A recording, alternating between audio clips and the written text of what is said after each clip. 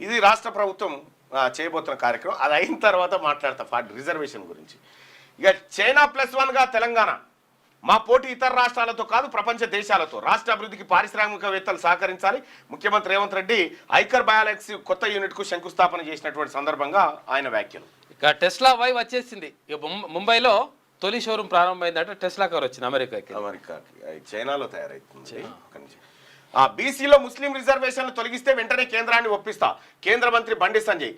రాష్ట్రంలో బీసీలు 42% రిజర్వేషన్లో ముస్లింలకు 10% కలపడాన్ని వ్యతిరేకిస్తున్నట్టు కేంద్ర హోంశాఖ సహాయ మంత్రి బండి సంజయ్ తెలిపారు.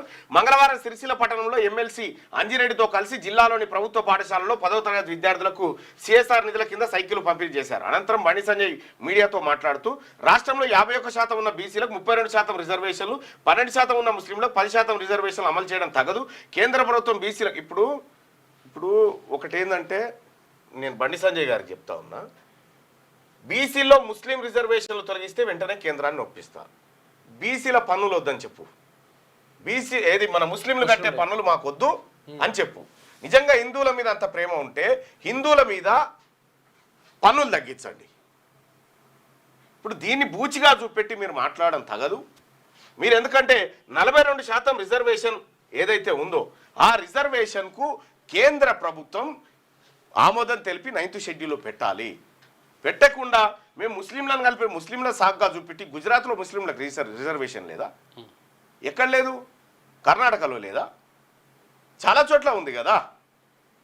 వాళ్ళు మనుషులే. మాకు ముస్లింలతో కూడినటువంటి రిజర్వేషనే కావాలి. అందులో మా ముస్లిం బిడ్డలు ఉన్నారు, చాలామంది పేదవాళ్ళు ఉన్నారు. సచార్ కమిటీ చెప్పింది కదా, దళితుల కంటే వెనకబడి ఉన్నారు ముస్లింలని. సచార్ కమిటీ నివేదిక అదే కదా. ఇక్కడ మతపరంగా కాకుండా వెనుకబడుతానని ఆధారంగా, లేకపోతే ఈడబ్ల్యూఎస్ కోటాలో ఇస్తారా మరి? పోనీ ఈడబ్ల్యూఎస్ కోటాలో 10% ఉందిగా, ఆ 10% ఇస్తారా మరి వీళ్ళకి? ఫస్ట్ మీరు చేయాల్సినటువంటి ఫోర్సు చెయ్యండి అక్కడ. అది చేయకుండా మనం ఇటువంటివి మాట్లాడితే ప్రజల్లో విశ్వసనీయత కోల్పోతాం.